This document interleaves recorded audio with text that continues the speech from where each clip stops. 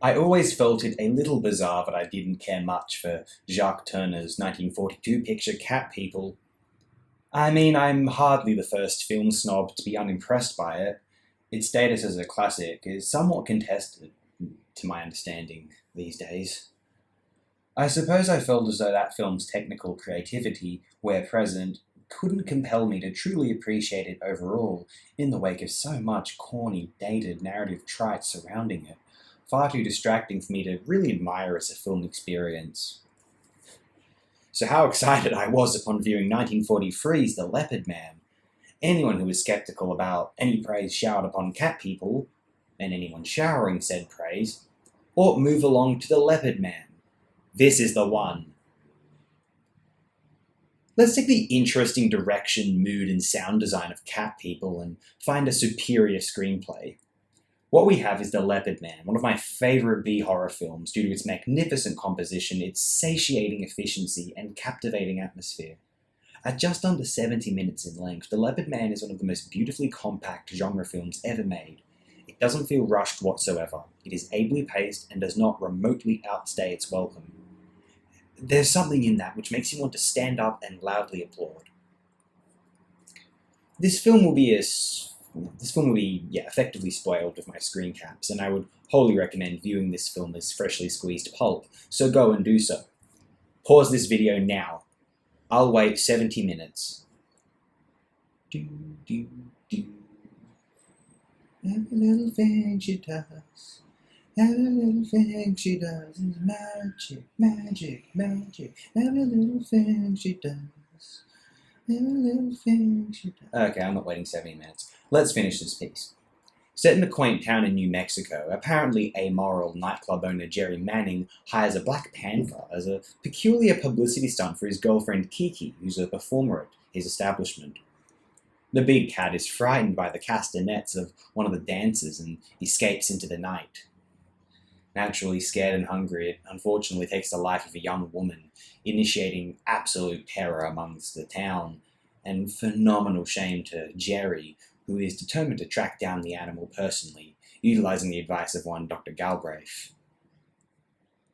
I imagine you may be able to gain an idea of why I love this film's aesthetics by my chosen presented screenshots. A film such as this encapsulates why I love Jacques Tourneur's directorial output. At the best of times, he elevates B-picture material with the expressionistic elegance of European art houses.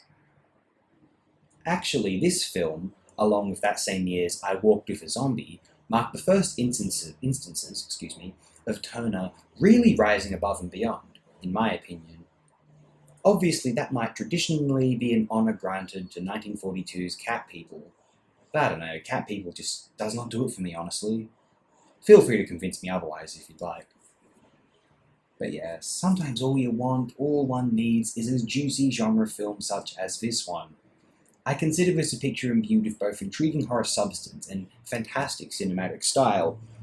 Compared to the laughable performances of Cat People, all that dated gypsy silliness and goofy depictions of Hispanic people, The Leopard Man utilizes local cultures for an interesting affect. There is an ominous cloud hanging above the proceedings of this film, as though the devil itself has possessed the panther and is carrying out the killings. Actually, this isn't all that far from the truth. As far as performances go, especially compared with Cat People, we have two memorable roles courtesy of Gene Brooks portraying Kiki Walker and James Bell depicting Dr. Galbraith. This is the kind of film which I would love to screen to others, in order to help them understand why I am so obsessed with 20th century genre films, particularly of the horror variant. Actually, now is a fantastic time to describe why the horror genre might be my favourite film genre. Film snobs like myself might tend to dismiss the horror genre because, I don't know, they feel as though they're supposed to. It seems like it would be the intelligent thing to do. At least that's what certain, apparently unintelligent people seem to think. In literature, the horror genre was wholly approved by the early to mid, at the latest, 20th century. Science fiction literature, on the contrary, required decades of Verne's, Heinlein's, Asimov's, and Dick's to gain similar recognition. And yet no pretentious cinephile would dare dismiss science fiction cinema. George Mills, Metropolis, Kubrick, Tarkovsky. We all love cinematic sci-fi. But horror can be dismissed as gore, monsters, and VFX, with few approved exceptions by Hitchcock, Kubrick, Carpenter, and maybe throw in Exorcist and Texas Chainsaw Massacre for good measure. Balls. What's Caligari, Nosferatu, and Phantom Carriage? Excuse me. In the span of like 2 years, 3 horror films exerted arguably more influence of technical film aesthetics than any others over the next 30-odd years.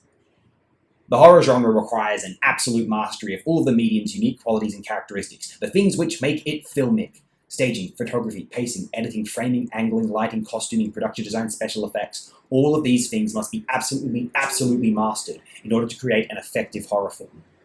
So that's why, on the other hand, poorly made horror films are the most abundant amongst those who enjoy watching bad movies, if you will. Because while an effective horror film is truly an effective film, an ineffective horror film is truly evidence of cinematic ineptitude. And then, the horror genre is a phenomenal trampoline to learn how to create films. It isn't a surprise that certain notable Hollywood directors now got their start crafting independent horror films, particularly of the comedic variety, so as to soften the blow of inevitably amateur styling. So that's a quick summation of why I revere the horror genre in film, and why it might be my favourite film genre, in spite of my being a pretentious film snob who takes the medium way too seriously. Oh, you like dramas? Grow up. Horror is real art. Read a book if you want a story. I'm more interested in filmmaking, because the medium is the message. Have a most fantastic day, and don't let anyone dismiss your enthusiasm for the horror genre as unsophisticated, and if you are one of these people, or ever were, you're an absolute moron, and not enough people have told you that. Horror cinema is one of the most potent brackets to create films for. The greatest horror films illustrate the film medium supremacy, likely more than any other genre available to film artists.